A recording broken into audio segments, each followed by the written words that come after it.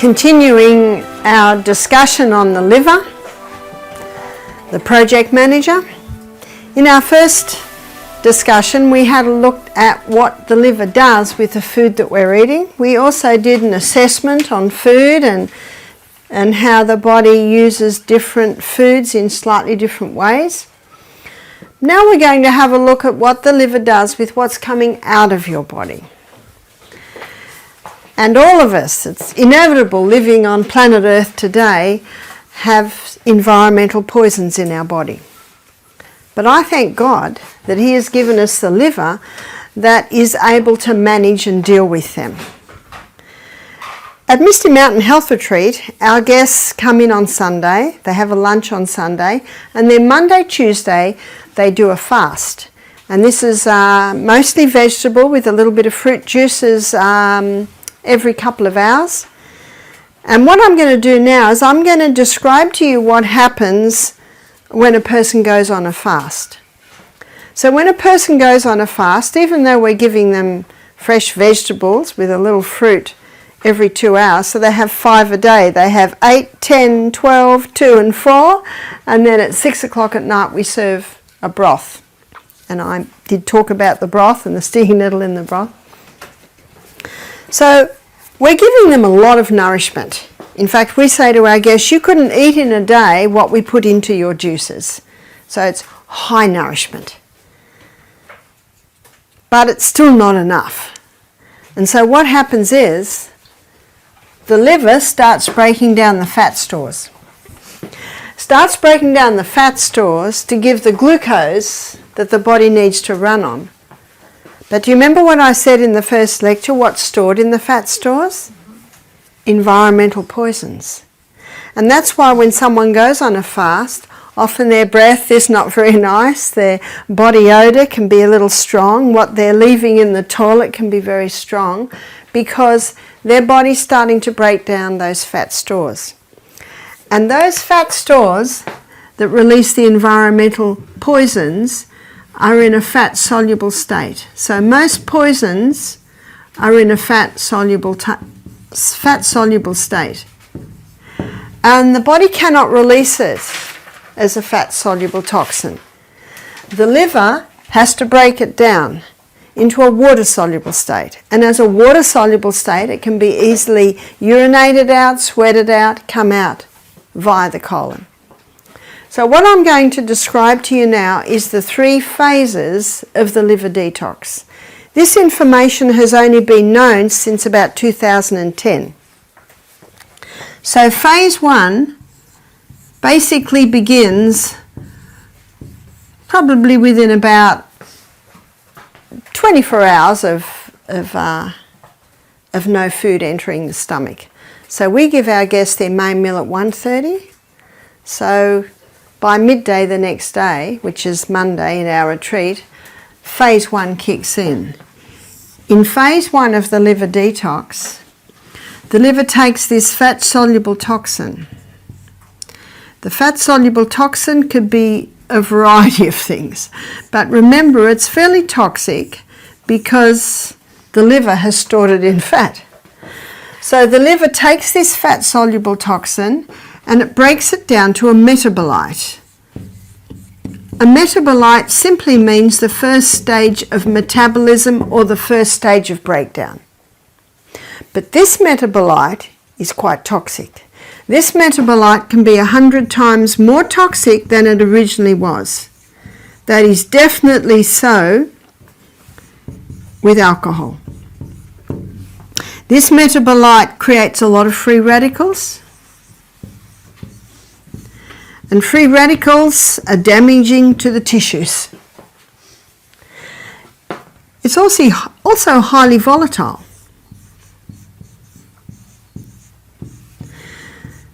Because of this, your liver has certain needs. So let's discuss the needs that your liver has at this stage. Because this is quite toxic, this metabolite. So the liver needs antioxidants. What's an antioxidant? Antioxidants are very high in electrons. And a free radical is basically an atom missing an electron. And when an atom is missing an electron, it grabs an electron from the next atom. And then that atom grabs one from this. So you've got this chain of free radical action that can be damaging to the tissues. But God in his wisdom and mercy gave us plants that have lots of electrons on it. They're called antioxidants. And the plants that have the highest antioxidants, in fact one antioxidant is called beta-carotene. So beta-carotene, the plants that it's found in is your dark green and your dark orange vegetables. So the majority of juices that we give our guests are 80% carrot, 10% apple and 10% celery. And our celery is very green, like your celery out in the garden. Dark green. 80% carrot, 10% apple, it's usually the Granny Smith, and 10% celery.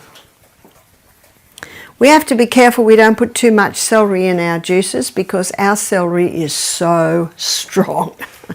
Do you use the leaves and the... Yes. We use the leaves more than the stems. So that juice is very, very high in beta-carotenes. We also give our guests a shot of green barley every second juice. That's very high in beta-carotenes. Most of our juices that we give our guests are either green or orange or red. So your beets are high in the beta-carotenes. So your beta-carotene is one of the most famous antioxidants. Vitamin C is also very famous. The vitamin C should be the whole C. What do I mean by that? Not just ascorbic acid. Taking ascorbic acid is like getting an envelope in the mail that's empty. When you find ascorbic acid in nature, you'll find it with bioflavonoids. So when you use vitamin C, it should be ascorbic acid with bioflavonoids. So that's your whole C. You've heard of Linnaeus Pauling. He became very famous on his work on vitamin C. It was always the whole C. How do you give that vitamin C? Is it like a tablet or? It's in a powder, and we usually mix it in with the green barley. Yes. What can we do when we don't get to the tablets or powders, but only from the nature? Well, you can get it in nature. In fact, the homegrown vegetables certainly do have it. But on a detox, we try and give a high dose going through the detox. How much do you use? Is it 1 teaspoon and? Well, usually half a teaspoon, maybe 1,000 milligrams twice a day, something like that. That's of the whole C. And vitamin E is also an antioxidant, like beta-carotene and vitamin C. These are the three most famous antioxidants. Vitamin E is a fat-soluble vitamin. The way you remember your fat-soluble vitamins is ADEK, A-D-E-K. A-D-E-K are your fat-soluble vitamins. And with our guests, every second juice we give them a little protein powder in a little soy or almond milk with a bit of coconut cream. So in the almond milk and in the coconut cream they're getting vitamin E. You will understand that as we go through this. Now minerals are also necessary in stage 1, and so is vitamin B, but they are not antioxidants, so I'm drawing them sideways. So where are the guests getting the minerals? We suggest and encourage our guests to have a little Celtic salt before every glass of water. The broth that they're having at night is incredibly high in minerals, especially if you put stinging nettle in there. So they're getting their minerals there. And if you can put your homegrown celery in, very, very high in minerals. So that's where the minerals are happening. And we also do a liquid vitamin B. When you buy the vitamin B, ideally you buy the methylated vitamin B, that your body can utilize that. better. Within 36 hours of starting a detox, phase 2 kicks in. So for our guests that arrive Sunday, have a Sunday lunch, and who are fasting Monday, Tuesday, certainly by Tuesday morning, phase 2 has kicked in. And remember, the purpose of these phases is to bring the fat-soluble toxin to a water-soluble state. In phase 2, the liver takes this highly volatile, highly toxic metabolite and joins it together with amino acids.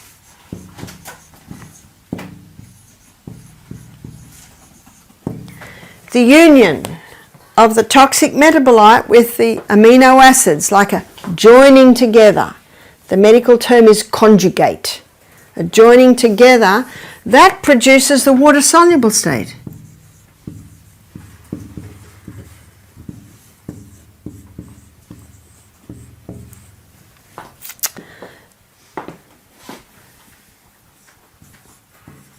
So we looked at what phase 1 needs, which is antioxidants, beta-carotene, vitamin C, vitamin E.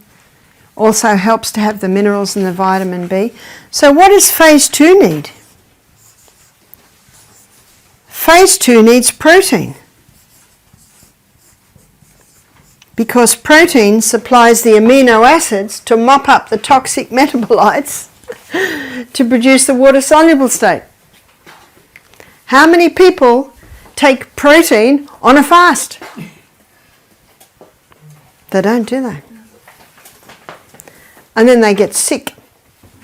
And their therapist tells them they're going through a healing crisis. They're not going through a healing crisis, they're going through a liver crisis.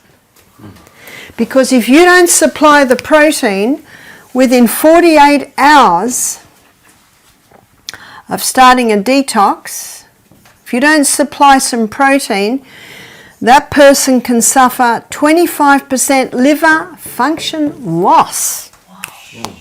What happens is the liver starts to break down to supply the protein needed. Whoa, this is important. A guest said to me, this explains. I went on a 10-day water fast with a doctor in Sydney. She said within 36 hours I started vomiting and diarrhea, and all the therapists said, you're going through a healing crisis. This is good. She was so sick. So sick. Yeah? So you never recommend only water fast? No, we don't. Can you see why? Because as you're revealing the fat-soluble toxins in students, we have more fat-soluble toxins today than ever. 100 years ago, there were a few writers advocating long fasts. Well, 100 years ago, we weren't dealing with these. You see that? So if one fasts within a day or two, they have to have this protein? If you did a day's fast, you could probably get away without it.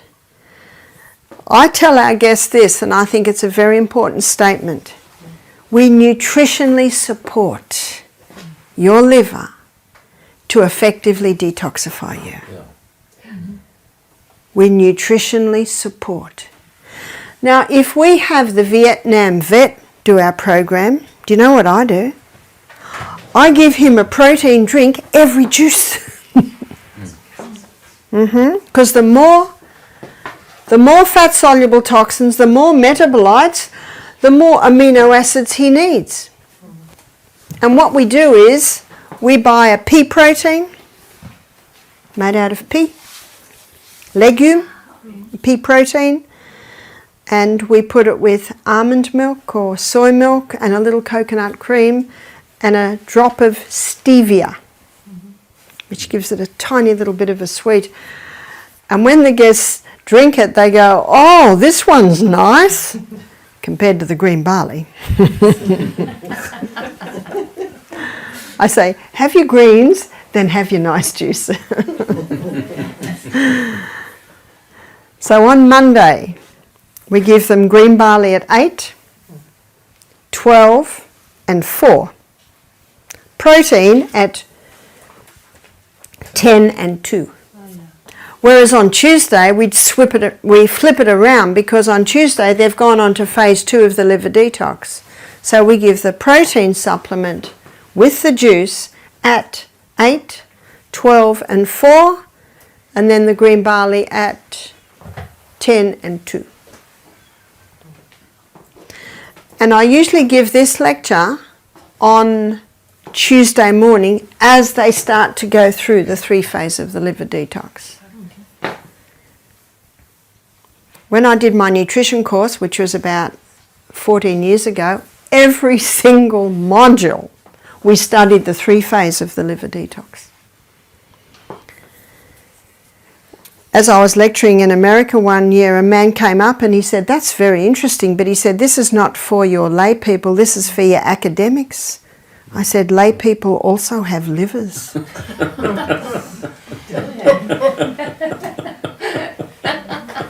Now let's have a look at the 3 essential food groups. What are the 3 essential food groups? Fibre. Fibre contains all these antioxidants in our vegetables. Protein. Protein is essential for phase 2 of the liver detox. Fat. We need the fat for our vitamin E. And phase 3. Phase 3 of the liver detox is happening in conjunction with phase 2. And in phase 3, the liver takes the water-soluble state and it releases it out via your kidneys. It releases it out via your sweat glands. It releases out via your colon. That's why it's so important that the guests be drinking adequate water. What about exercise in this time? Absolutely. We give our guests an exercise program from 6:30 to 7:30 every day. And then at 1 o'clock every day, and next week I'll be going through the program, the structure of the program we give. We do a Pilates class, they're core strengthening exercises, because through the lectures I'm constantly saying how important it is to strengthen the core. And those core muscles are connected with your spine. And in page, I think it's page 29 of Counsels on Diet and Food. So Counsel on Diet and Food, page 29. Ellen White gives one of those amazingly long sentences she does. And she's referring to Daniel. She says, the erect form, the fair countenance, the undimmed senses, the untainted breath. She said, also many certificates of good habits, insignia of the nobility with which nature honours those who are obedient to her laws. Amazing statement. I did a health school in Fiji one year. I had about 100 students. And every day we started with that sentence, and first day we studied the erect form. And we talked much about the core. And then the next day, the fair countenance. So that's what we did for our framework. But the erect form, many people don't think erect form has to do with strong abdominal muscles. Yes? When does one realize that they need this detox liver? What happens to them? When does one realise they need the detox liver? I guess it's hard to say. Anytime. Yeah, our guests come to our retreat to do the 2 days fast.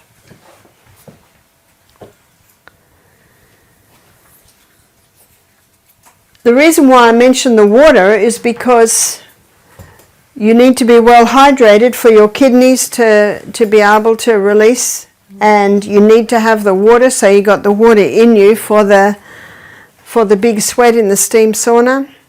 That's why the steam saunas, I believe it's an important part of the detox. And also, having adequate water helps to keep the colon going. So this also explains why people get sick on detoxes if they don't nutritionally support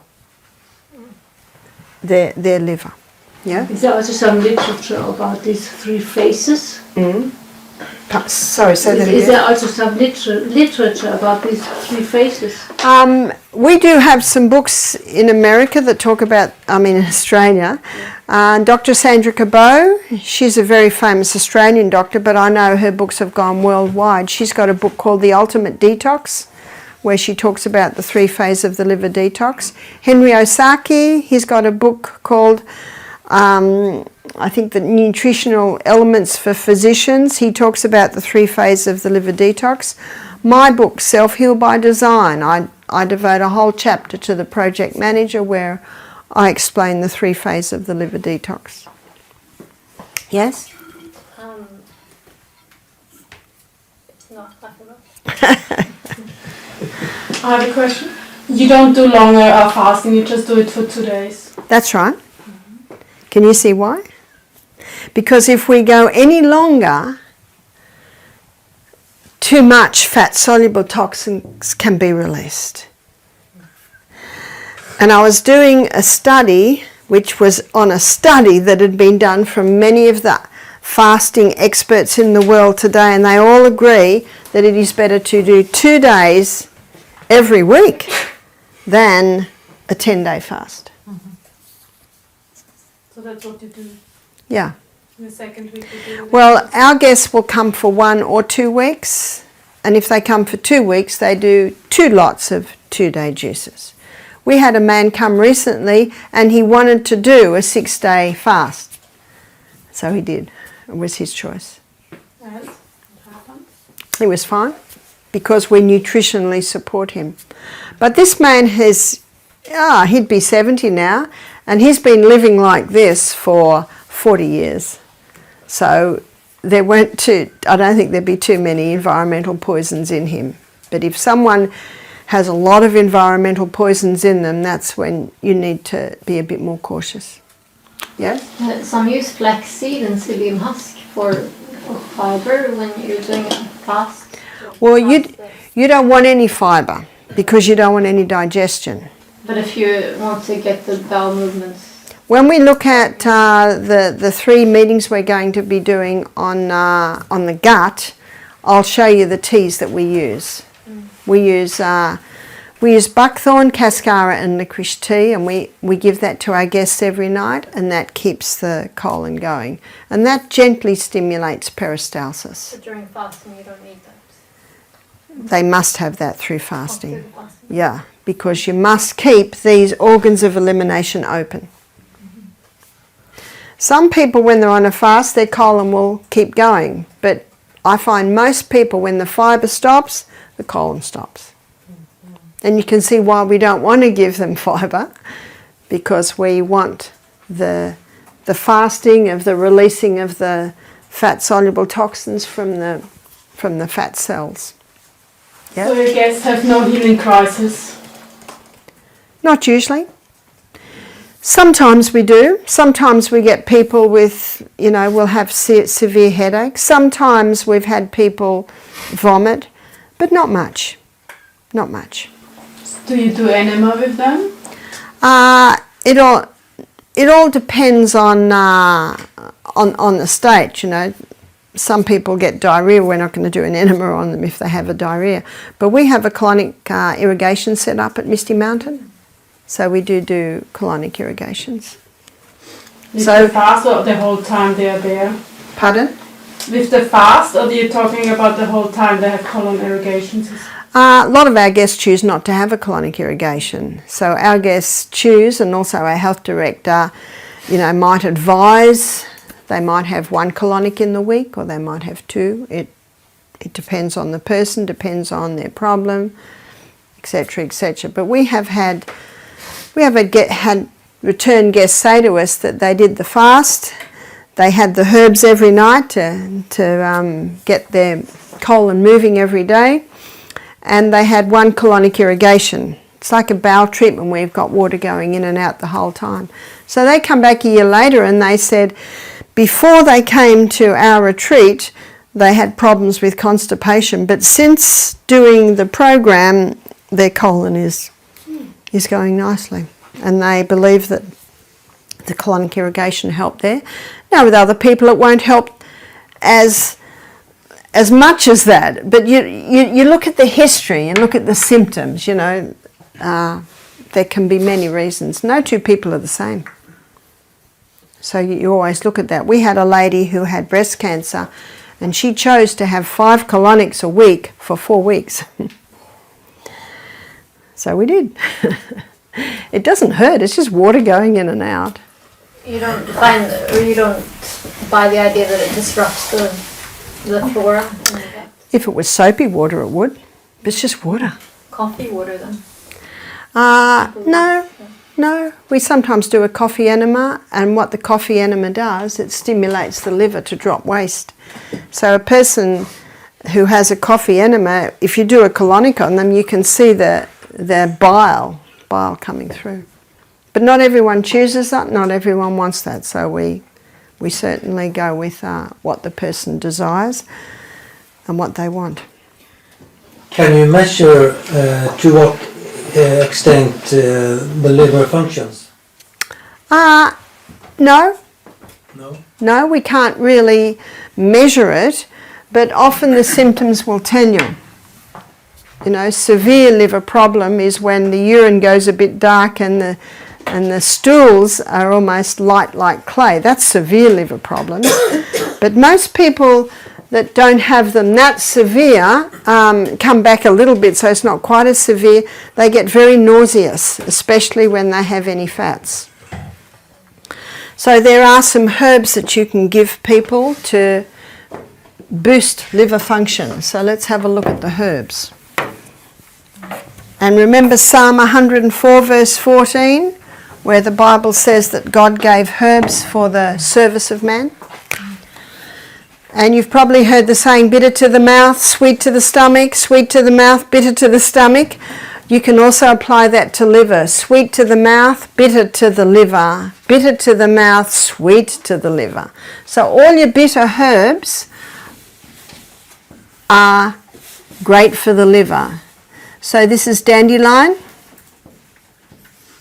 And that can be the flower or the stem or the leaf or the root.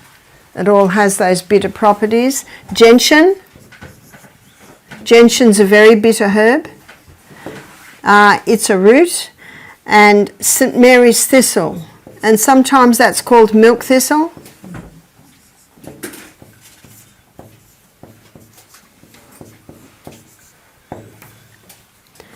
So we have a herb company in Australia. It's called MediHerb. And it's a practitioner only one, but you can get tablets, herbal tablets. And they have one herbal tablet that has all these herbs in it. And if we get someone that's got liver pain, gall pain, we get them to suck on those bitter herbs. Very bitter, but it seems to bring relief. Should they not swallow their tablet? Well, if they suck it, they'll access it quicker. That bitter in the mouth. They don't like it, but when they get the relief, they like it. Yeah. Is it the same when drinking, for example, dandelion juice? Some bitter herbs? Yeah, juice? yes. Dandelion juice is very bitter. Yeah, that's No, why. Would it help in the same way? Yes. Yeah. Was it the root you should use or St. Mary's thistle is the seed, gentian is a root, and dandelion is usually the root. If you made a tea out of that, very hard to drink because it's so bitter. Yeah? Maybe you mentioned it, but I didn't hear it. But the needs for phase 3, that is fats. Yeah, well, the phase 3, its needs aren't as great as these ones, because once that water-soluble toxin's there, it basically flows out. But the beauty of the fats is it keeps the membrane supple. But what about artichoke? Yes, artichoke. Artichoke's a good one.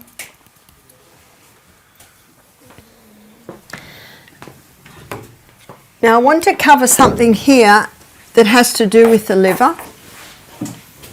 And it's an important point because there are so many misconceptions about this subject. The liver is the organ that makes cholesterol.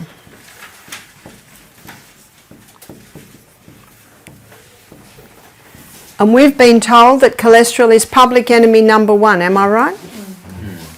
We've been told that cholesterol causes heart disease, is that right? But Dr. Malcolm Kendrick, in his book, The Great Cholesterol Con, he's a cardiovascular surgeon, he says there is no proof that cholesterol causes heart disease. Isn't that incredible? The great deceiver's been at it again. So what I want to do is I want to explain what cholesterol is. 80% of the cholesterol that the liver makes is made from glucose, and 20% of the cholesterol that the liver makes is made from fat.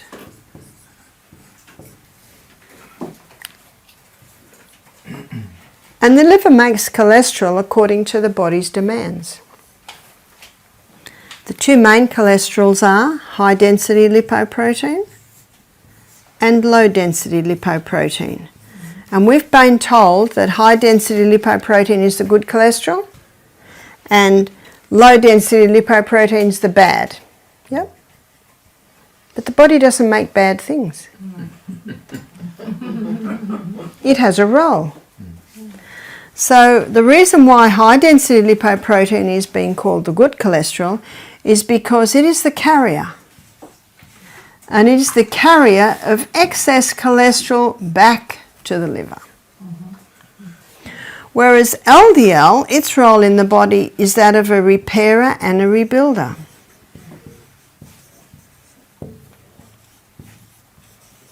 So where are you going to find it, students? Clogging the arteries. Wherever there's a need for repair and rebuilding. Can you see that? But LDL does something else. LDL delivers cholesterol to the brain. And the brain loves cholesterol. Let me show you why. Your brain cells are consuming 15 times the fuel of any other cell, and they can, because they're headquarters. But glucose burns at 4 calories per gram. Whereas fat, it burns at 9 calories per gram. Can you see why the brain loves fat?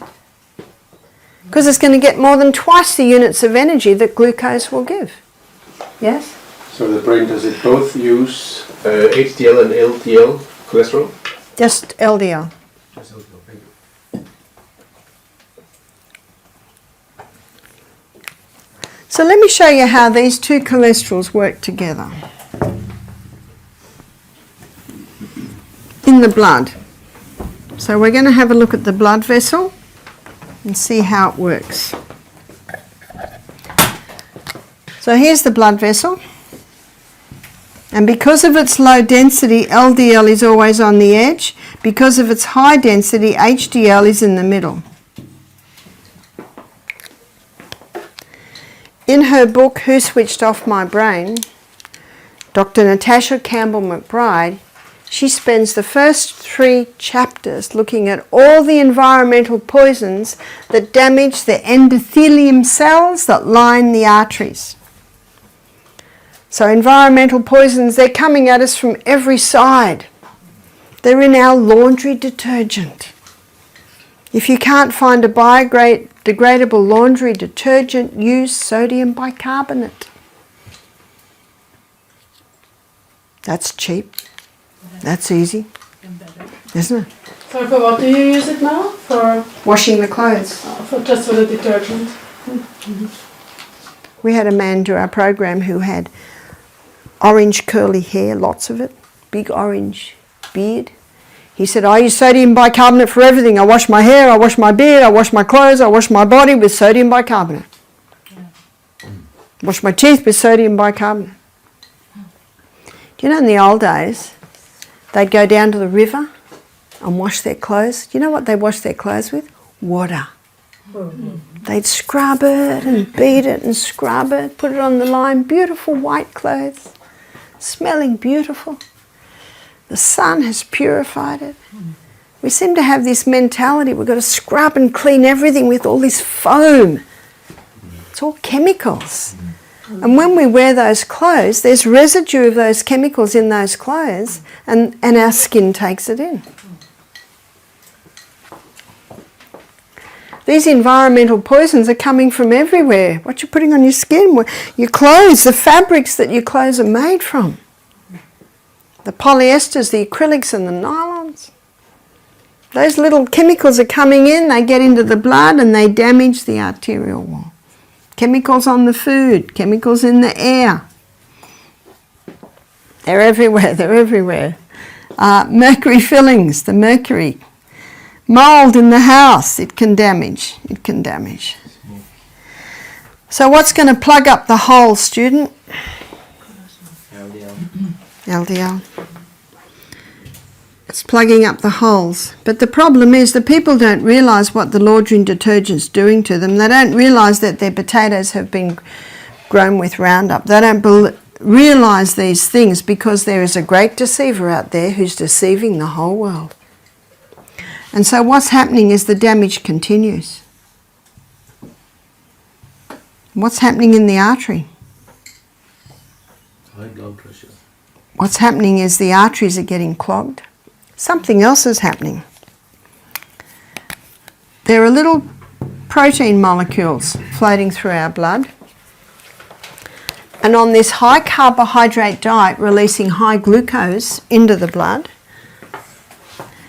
this high glucose grabs onto the protein molecules and becomes sticky and stick on the wall. And from now and then they move. And oh dear, stuck. That's the number one cause of a stroke, and it's the number one cause of heart disease. So can you see that someone can have a heart attack who's a vegetarian on a high carbohydrate diet, who's using lots of chemicals to wash their clothes and wash their dishes and wash their car and wash their hair, and one says, how could they have had a heart attack? So I didn't get the last part. How was it with the proteins? In your blood you've got little protein molecules, and on a high carbohydrate, high sugar diet, there's too much glucose in the blood. And so what it does, it connects with the protein molecules and becomes sticky. So that's also contributing to the build-up, and they dislodge and get stuck. So that's after the glucose has been stored everywhere and in the fat? Well, you've still got it in the blood, yeah. And if you've got insulin resistance on the cell, then the glucose is staying in the blood. There's nowhere to go. So it comes out in the urine. That's called diabetes mellitus, is sweet urine. Body's got to do something with it. To blame cholesterol for heart disease is like blaming the fire trucks for the fire. It's only doing its job. Yeah? Is it also true that hybridized wheat, modern wheat, can do the damage to the blood vessels that we're talking about here? Because that is what I've heard. So why? Why would the hybridized wheat do that? Because in the hybridization process, the starch structure was changed. And the starch structure in the hybridized wheat gets the blood sugar level up higher than sugar. So that's why the hybridized wheat does it. And how many of these are hybridized wheat? And how many of these is a combination of hybridized wheat and sugar? All your pastries, of course sugar, but even your savoury pastries have sugar in it for the yeast to grow. That's the beauty of the sourdough bread. You don't have to put any sweetening in that. Because the sourdough culture, it grows on the grain, the gluten in the grain. It's the number one killer in the world today, heart disease. But can you see it's not one thing that's causing it, it's a whole lot of things. A whole lot of things. Yeah? Was there a special reason why the glucose glues to the protein? It appears that that's what excess does. In her book, in her book, Put Your Heart in Your Mouth, it's called. Dr. Natasha Campbell McBride. She talks about this. At the end of this, at the end of my series this morning, I'll write the books that I've quoted up on the board. So, heart disease, stroke, is the number one killer in the world today. What are they doing to try and get those levels down? What's medicine doing? Stop the fat. And stop the fat. Is that right? Stop the fat. Where did this come from? 1953? Ansel Keys in Minneapolis. He first put forward that it's saturated fat that's causing heart disease. And when he did his research, he just picked the countries that had the results he wanted. He had to eliminate the Zulus. You see, they live on blood, meat and milk. 0 heart disease. Mind you, they don't live long and they have other problems, but they don't die of heart attacks. So it can't be the fat. And he had to eliminate the French and the Norwegians that love their dairy because they didn't have as high a rate of heart disease. So you can see what Ansel Keys did. He just picked the countries that appeared to support his theory. But the fact is, it's not the butter on the bread, it's the bread under the butter. It's not the olive oil on the pasta, it's the pasta under the olive oil. Fat's been shot because of who it hangs around with. So what the authorities have done, they've put everyone on a fat-free diet, low fat, yeah? What does God say about that? Have you ever done a Bible study on olive oil in the Bible? I use a lot of olive oil. Especially go to the story of Elijah. And what did God do every night in the widow's cruse? He put olive oil in it. Who put the oil there? God did. What's God saying about olive oil? No, I don't think he put a litre of olive oil in there. Just a little. It's a concentrated food. You don't need much. But you do need it, yes? But our problem nowadays is that we just eat too much of that, the same as we eat too much of the carbohydrates, so we eat too much of fat. So that's the problem. Yeah, but what fats? And I think that's just a question of moderation. But so the question is what fats? I don't know anyone that drinks half a cup of olive oil, do you? Actually, No. if you cook a lot with the oil, then maybe this will Well, be half. I don't cook with oil. Yes, you And do. as you'll see in my fantastic fat lecture, the oils get hurt when you cook the oil. But I agree, when someone's eating fried foods, when they're eating the chips, the scallops, the fried, yeah, they certainly can get a lot of fats there. But that's what they're talking about, to have low fat, not that what you're talking about, because I think they can sometimes come to a misunderstanding, because low fat means not so much in the food, not so much, as we said, of the, how do you say it, when you do the frying and stuff like that. But I also have been challenged because there are some authorities in the field that say we should not have any fat, that we should be getting all our fats from nuts and seeds. So low fat, and they introduced margarine. They said stop eating butter, you've got to start eating margarine. Margarine is a plastic fat, it's an altered fat, it's a dangerous fat, and the body doesn't recognise it. So with the low-fat diet and the margarine instead of butter, has that reduced heart disease? Made absolutely no difference. If anything, cancer rates are coming up almost equal to heart disease since the margarine has been brought in.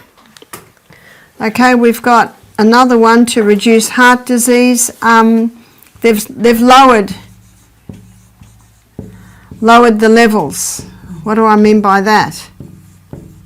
I had the privilege of working with a nutritionist who was trained in university in America 40 years ago.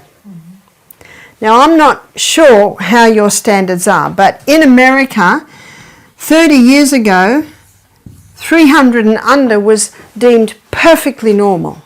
They've lowered the levels. You have to be under 190 now.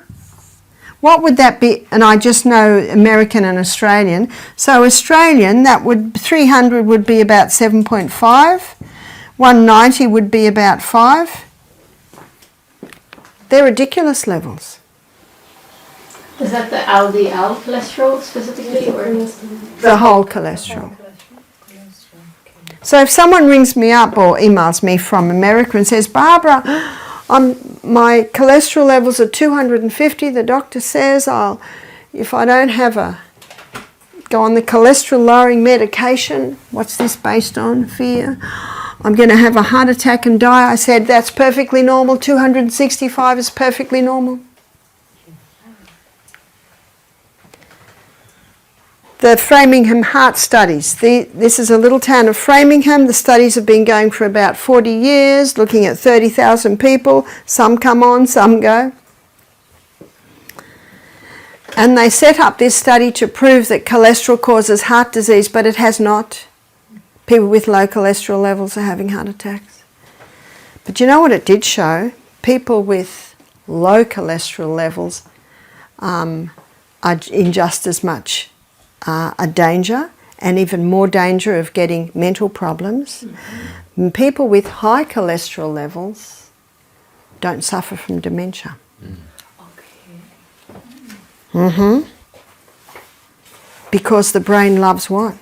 Fat, cholesterol, yeah. Oh, I like this study because it wasn't funded by the pharmaceutical companies, it wasn't funded by the dairy industry, the meat industry, the wheat industry.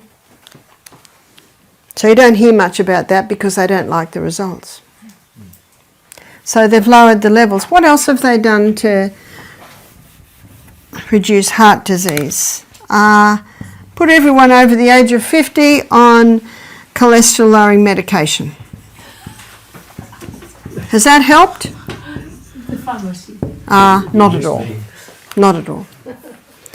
So we have a book in our library called Lipitor, Thief of Memory.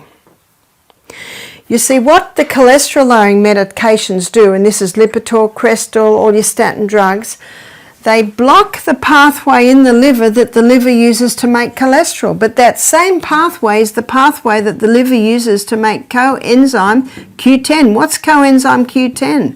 That's your heart protective enzyme. So on cholesterol lowering medication, you now lose your heart protective enzyme. So you can be more prone to a heart attack on cholesterol lowering medication. So why is this book called Thief of Memory? The author is an astronaut and a medical doctor.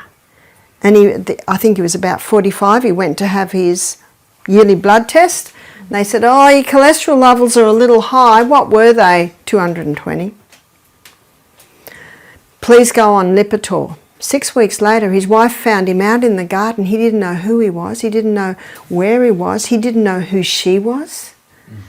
So they stopped the medication, and within about a week he was perfectly fine again. Went back to the doctor a year later, had another blood test. Oh, cholesterol levels are still a bit too high, 220. I want you to go on that Lipitor. He said, I'm not going on that, I nearly went mad on that. So the doctor said, half dose. 6 weeks, and why did he do it? Fear.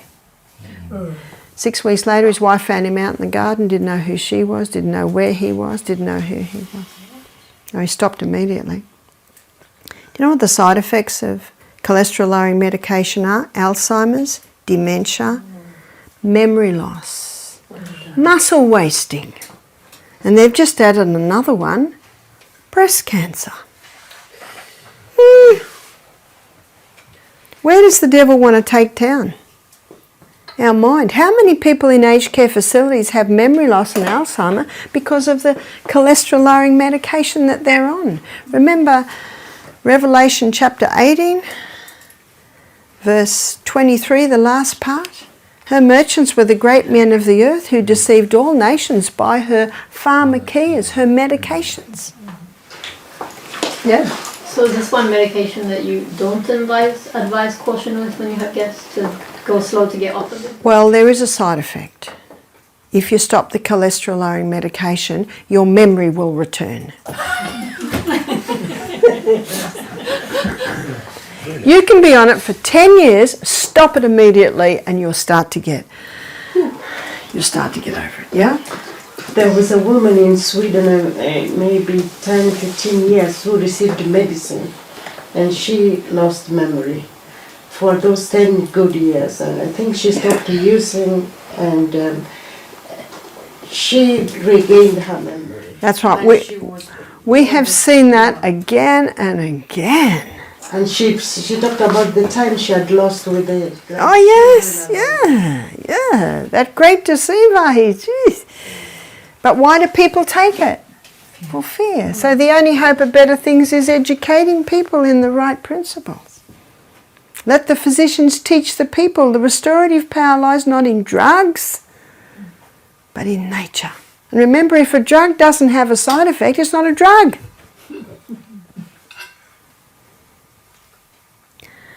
And so with all of this, surely that's lowered heart disease. Not at all. Not at all. We're diagnosing in Australia 1,700 cases of dementia, Alzheimer's every week. That great deceiver is taking down the minds of people.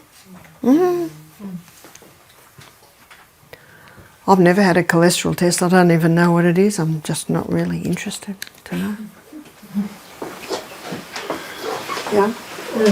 My doctor kept on nagging me about my cholesterol, and 3 years back she said, you need a medication. I think this medication is almost everyone in Sweden. Statins. That's right, the statins. Yeah. And then she gave me that medicine. I didn't buy it. And then the next visit she asked me, are you taking this medicine? I said no. And then she did not question, because she know me. We've know each other for more than 10 years. But she wrote in my journal that the patient doesn't want the medication. Yeah, that is good. But you know, a lady told me yesterday that she refused the medication and her doctor called her a witch. Now, we should never go back to that doctor. And you know what else? Do not pay the bill.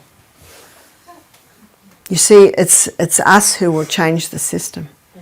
And I met an Adventist specialist, heart specialist, and I discussed it with him. He's a Swede, and he practiced in US too. And he said, send me your journal about this cholesterol. And I did it, and then he responded, and then he said, don't listen to your doctor. Well, it's I told my wife not to take the statins because I said she eats very little meat, sometimes chicken, sometimes fish. And it must be her natural values. Well, and then we had listened to your... And you said, do you know what Dr. Atkins found? What are his patients eating? Meat, butter, cream, cheese, eggs. And their cholesterol levels are going down. This is something that shocked him, because he's a medical doctor. See, it's not the food, it's the damage to the arterial walls that causes the liver to make more cholesterol to plug up the holes. So what causes heart disease, students? Damage to the arterial walls. We've got to put our magnifying glass and start reading the fine print on what we're washing our clothes with. Start to read the labels on the clothes that we buy. All of these little things, all of these little chemicals, like the dripping tap on a stone, come into our blood and little by little are eating away at our arterial walls. Yeah? Many clothes from cotton have 5% elastan. Yes. Many clothes from cotton have 5% elastan. That does not bother me. Because if my stockings didn't have that, they'd be falling down around my ankles. So a little bit doesn't bother me as long as it is mostly natural fibre. But if Atkins didn't have the vegetables still, that diet with meat, dairy and cream and cheese, it would cause some damage to the arterial wall, right? Maybe so, especially if it was animals that have chemicals in them. Yeah. Because it's the chemicals. And it's he not maybe the... was doing this diet before the worst of the chemicals and the sickness. That's quite possible. That's quite possible. Yes, I do not advocate the Dr. Atkins diet. No. What interests me is his science, because his science is correct, which is the science that I have showed you today. But it is an interesting point that none of his patients died of heart disease. And yet if the saturated fats, the animal products were causing heart disease, then they would. But as Julia says, that it's the state of the cows. Remember the healthiest couple that came to our program were the meat, organic dairy producers? Do you know what they said to me? When our milk goes to the factories, they have to totally wash everything before the organic milk goes in. And I am not interested in drinking organic milk, but it's just interesting to know why were this couple so healthy? Because they ate all organic, they had no chemical fibres, they had no chemicals on their property, they had no chemicals in their home. And sometimes I think these chemicals are the hidden enemy that people aren't realising. We've been deceived. We've been greatly deceived. And remember what I also said, they've got a big problem today in the rubbish or the landfill, that the chemical fabrics aren't breaking down. It's 50 years later and they're not breaking down. And those poisons can go into the soil. A friend of mine is an organic herb grower, and she went to the tip, we call it the tip, is that what you call it? And she got some carpet to put in the rows to keep the weeds down between where she grows her herbs. And every year her soil is tested, and they tested her soil that it had chemicals in it, and she lost her organic status. And it came out of the carpet. So even carpets, we have to be careful in every area, yeah? I have a question related to liver cleansing. So the process you have mentioned now so far is the liver will cleanse as part of a fasting process. That's right. But there are certain, at least two methods I know of, that focuses on just liver cleansing without doing the fasting. Yes. Could you comment on doing liver cleansing without doing fasting? Well, most liver cleansing is done in conjunction with fasting, and it can be done without the fasting, but it is advised that we do. But there is one liver cleansing that's very well known, and that's drinking the half a cup of lemon juice or grapefruit juice and half a cup of olive oil before going to bed at night.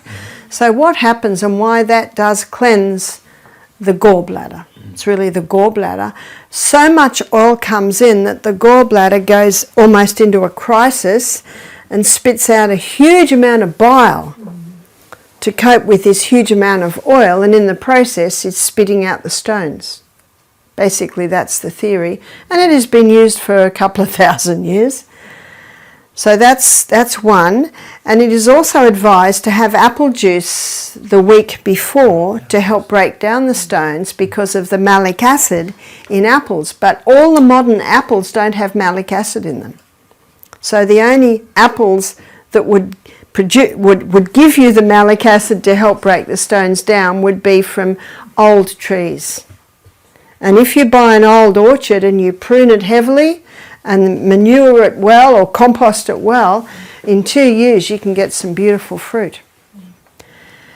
So that is one method. It's very important too that the next day that the person takes something for their bowels to move, and they know when the stones have come out because they can hear clunk clunk in the toilet. And of course there's a word of caution often from the fasting authorities or those that suggest this, that if it's a large stone it could get caught in the bile duct, and that can cause quite a lot of pain. But in the people I know that have done it, they've done it quite successfully. And then some people gather it all. They gather their feces to check, and there are all these little green jelly type things.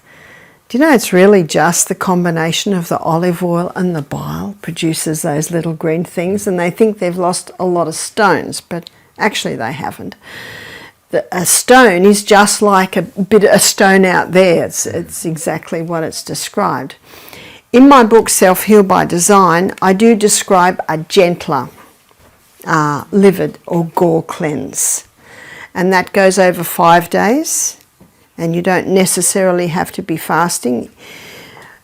Maybe 2% of our guests choose to do this, so we don't do it every program. And not everyone wants to do it, but it's over 5 days. And it's something like, I think a tablespoon of olive oil, a tablespoon of, and one of my books is here, and feel free to photocopy it out of the book. A tablespoon of olive oil, tablespoon of either lemon juice or grapefruit juice, and one clove of garlic, and that's blended. And they take that in the morning. Second day, you double the dose. Third day, you triple the dose. Fourth day, it's double the original dose. And fifth day, it's the original dose. So can you see it builds up and then builds down. So it's a little gentler on the liver. Yeah? We could also help with a big gallstone, which is about 3 centimeters long and 1 centimeter thick. So with a big gallstone, what the person can do is wear castor oil compresses, and that's under the right rib, that's where you live. So you would probably want to wear that for about 3 months at least before you consider doing the gall cleanse. What about the hot water flush? What's the hot water flush? I think it's called hot. It's also a kind of detox that you add a spoon of salt in the lukewarm water and you drink it. Okay, so what that is the seawater flush. And there's one retreat that I worked at that used to do that.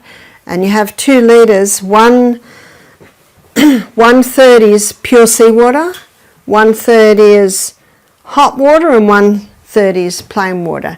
And the guests are to drink that 2 litres in 10 minutes, and that can certainly get the colon going.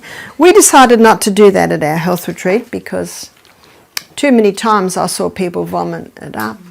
Sometimes I saw people not make the toilet, very uncomfortable and very embarrassing. Maybe for 80% of people they seem to handle it. I think it's a little extreme, though some people like it, but we don't use that. But it's no harm to do it? There's no harm. Okay. No. Yes? Just a comment to the apple and grapefruit and olive oil liver cleanse that we were discussing. It's important to do an enema at the end of it, I think, because you have to get rid of the poisons that are released from the liver and from the gallbladder. And if you don't do an enema, there's a risk that they will remain in the body. Well, what they do at the retreat I used to attend, they would do the seawater. And that releases it. We do our colon tea, we call it, and that releases it. So there are various ways that you can. And the retreat that I went to that I attended for a while, who had the seawater, they've got 30 guests. It's just impossible to give 30 guests an enema. And some guests are not interested in having such a thing, especially a fine lady from a fine house in the city, but they'll drink the mixtures. Yes? One other very interesting thing is that the liver is responsible for repairing a lot of parts in the body, and I connect that with Gerson therapy and the documentation of different diseases that have been taken care of by this treatment. That's true. Dr. Gerson had some amazing effects, and he certainly did target the liver. The liver had to be supported.